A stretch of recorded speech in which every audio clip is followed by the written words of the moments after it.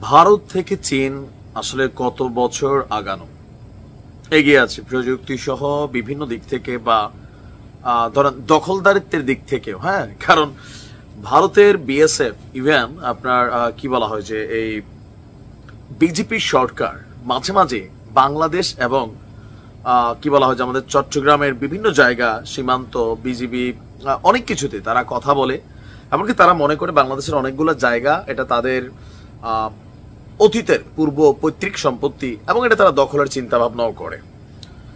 কিন্তু অপরদিকে চীন তারা শুধু চিন্তা করে না, তারা তাৎক্ষণিকভাবে অ্যাকশনে যায়। কার সাথে? ভারতের সাথে। ভারত যখন পাকিস্তানের সাথে লড়াইয়ের মাঝখানে আছে, কাশ্মীরকে তারা দখল করবে বা পাকিস্তান থেকে ছিনিয়ে নিবে এই ধরনের চিন্তা ভাবনা করছে। অপরদিকে ভারতের সীমান্তবর্তী অরুণাচল প্রদেশের 27টি জায়গার নাম এককভাবে প্রকাশ করেছে চীন যে এগুলো তাদের, এবং অলরেডি ধরেন তারা এদের একটা নামকরণও করে ফেলেছে। দেখি তো কি কি নাম। তো যে অঞ্চলগুলোর নামকরণ চীন করেছে তার অধিকাংশই ভারতের মধ্যে, আর এসব এলাকা চীনের মানচিত্রেও যুক্ত করে প্রকাশ করেছে আপনার চীন। এ নিয়ে তীব্র প্রতিক্রিয়া জানিয়েছে ভারত। ভারতের পররাষ্ট্র মন্ত্রণালয়ের এক বিবৃতিতে বেইজিং এর এমন কর্মকাণ্ডকে অকার্যকর এবং হাস্যকর বলে অভিহিত করা হয়েছে। ভারতীয় গণমাধ্যম ইন্ডিয়া টুডে বলছে গত 11 এবং 12 মে, আজকে 13 তারিখ, তাই না, এই দুই দিন অরুণাচল প্রদেশের 27টি এলাকার নাম নতুন করে রেখেছে আপনার চীন। অ্যাপ্রুভ সেগুলো প্রকাশ করে চীনের সিভিল এভিয়েশন মিনিস্ট্রি। এর মধ্য দিয়ে ভারতের এই এলাকাকে আবারও নিজেদের দাবি করা শুধু নয়, সেটার নাম পরিবর্তন করে তারা প্রকাশও করলো। এ নিয়ে আপনার কঠোর বার্তা দিয়েছে ভারত। আগেও এমন প্রতিক্রিয়া দিয়ে আসছিল ভারতীয় কর্তৃপক্ষ, তবে চীন তাতে কোনো কর্ণপাত করেনি।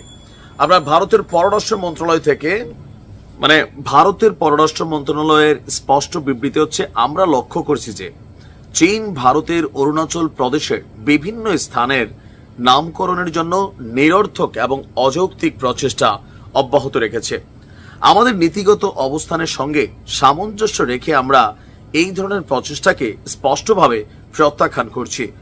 অরুণাচল প্রদেশ ভারতের একটি অবিচ্ছেদ্য অংশ ছিল, আছে এবং থাকবে। নতুন করে নামকরণ এই অনস্বীকার্য বাস্তবায়নকে বা বাস্তবতাকে পরিবর্তন করবে না।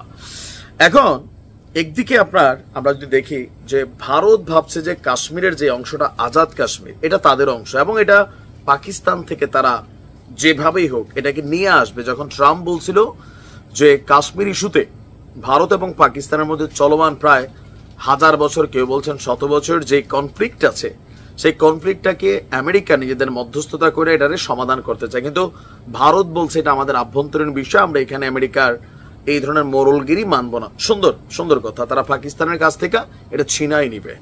অপরদিকে তাদের কাছ থেকে উল্টা 27টা জায়গা চীন অটোমেটিক ভূমি দখল না করলেও অনেকগুলো জায়গা আপনারা জানেন যে ভারত এবং চীনের মধ্যে খুবই কনফ্লিক্টেড একটা সীমান্ত এরিয়া হচ্ছে এই অরুণাচল। বেশ কয়েকবার দুই দেশের সেনাবাহিনীর মধ্যে হাতাহাতি হয়েছে, আপনার মারামারিও হয়েছে, উত্তেজনাও ছড়িয়েছে।